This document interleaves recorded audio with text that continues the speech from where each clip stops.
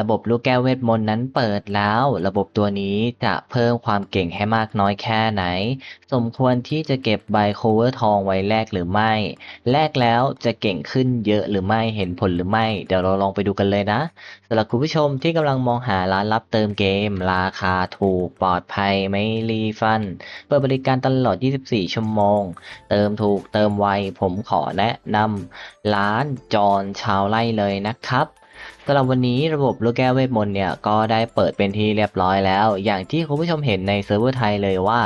ในลูกแก้วเวทมนต์ที่เป็นขั้นสีแดงเนี่ยมันจะสามารถหาได้จากที่ไหนละพี่คือเราจะสามารถหาได้จากจุดเดียวเท่านั้นนั่นก็คือการที่เราเนี่ยมาแลกในร้านค้านั่นเองสำหรับร้านค้านี้จะเป็นร้านค้าเดียวละที่เราเนี่ยจะสามารถแลกลูกแก้วเวทมนต์ที่เป็นระดับสีแดงขึ้นแล้วความเก่งเนี่ยมันเก่งห่างกันมากน้อยแค่ไหนหรอครับพี่เอาจริงๆอ่ะมันห่างกับลูกแก้วธรรมดาเนี่ยเป็นครึ่งเลยนะครับดังนั้นบอกได้เลยว่า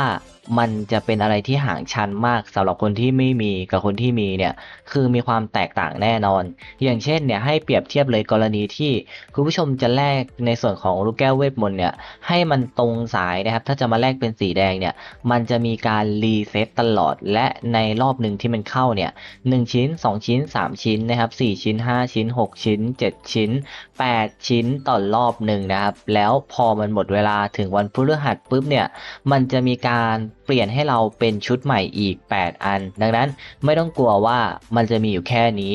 มันจะเปลี่ยนทุกอย่างให้เราในวันพฤหัสบดีนะครับซึ่งจะเปลี่ยนเป็นของตัวใหม่นะครับอาจจะมี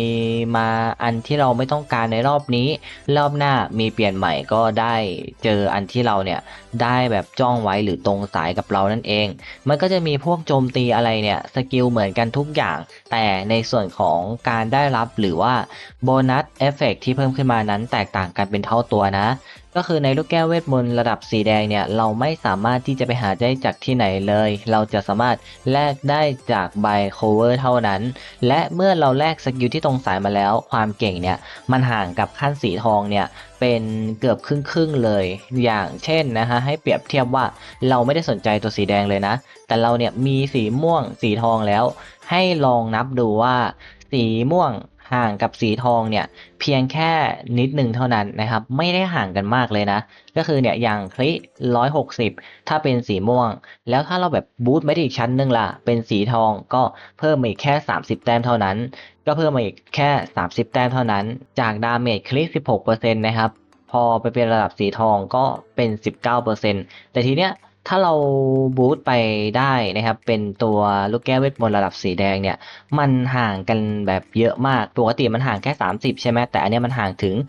120นะครับ120ลองเอาไปคูณ3ก็90แล้วนะคูณ4เนี่ยก็อยู่ที่120นั่นเองนะครับบอกเลยว่าห่างกันอยู่ที่ประมาณเกือบ4เท่าไม่เกือบดิ4เท่าเลยแล้วก็ในส่วนของดาเมจคริจาก19%มันจะต้องได้แค่3%เพิ่มขึ้นมาเป็น22แต่ไม่ใช่นะครับได้เป็น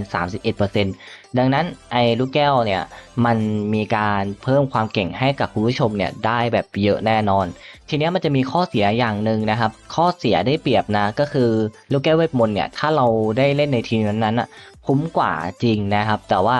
ในตัวของ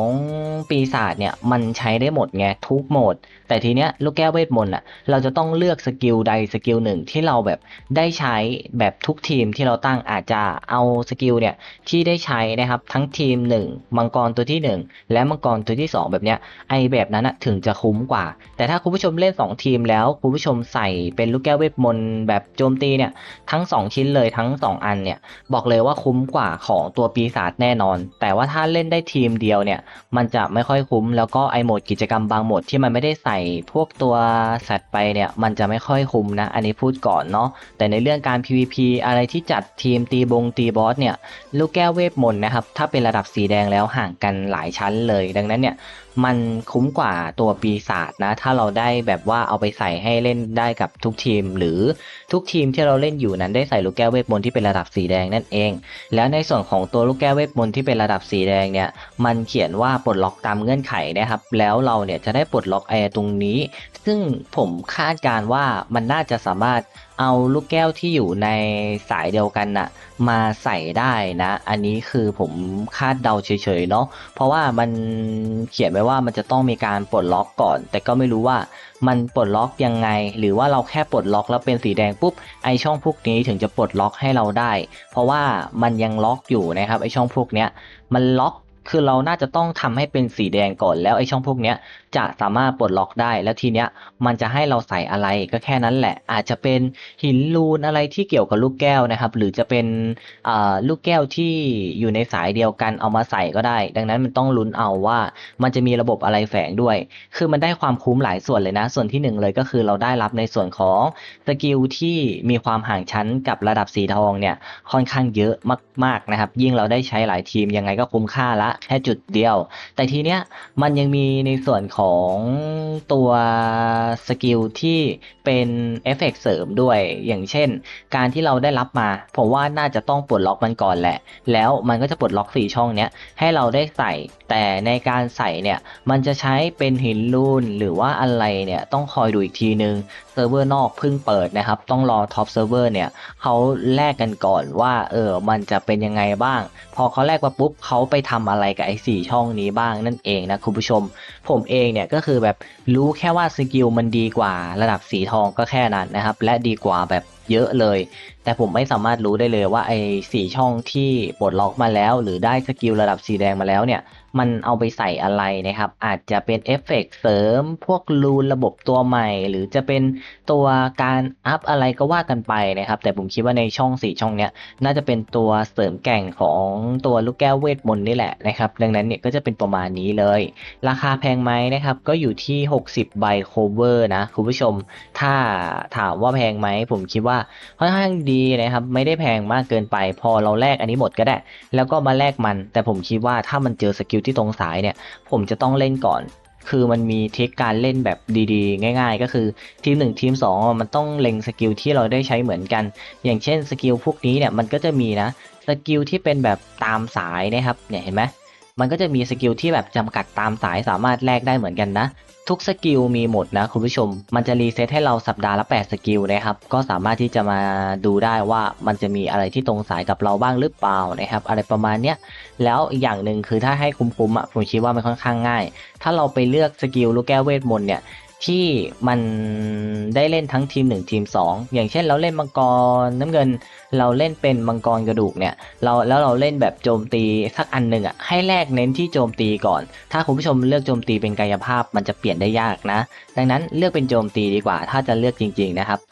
รีหาโจมตีเพิ่มอะไรแบบเนี้ยก็คือว่าแลกตัวโจมตีเพิ่มนะครับเอาไปใช้ทั้งทีม1ทีม2ได้อะแบบเนี้ยคุ้มแน่นอนคือโคตรคุ้มเลยนะคุณผู้ชมหรือจะเป็นตัวอื่นอะไรก็ว่ากันแล้วแต่ทีเนี้ยคือมังกรทั้ง2ทีมคุณผู้ชมอ่ะมันจะต้องใช้สกิลที่เหมือนกันมันถึงจะคุ้มนะสมมุติว่าใช้เป็นเพิ่มโจมตีนะครับแล้วมังกรตัวที่2เนี่ยก็ใช้เป็นเพิ่มโจมตีเหมือนกันคือทั้ง2ทีมใช้เพิ่มโจมตีหมดเราแลกมานับว่าคุ้มแน่นอนเพราะว่ามันจะเก่งแบบเยอะมากนะครับในการ PVP PVE อะไรแบบนี้แต่บางโหมดกิจกรรมที่มันไม่ได้ลงสัตว์อาจจะไม่ได้ใช้ก็แค่นั้นนั่นเองเนาะดังนั้นนะครับก็จะเป็นประมาณนี้เลย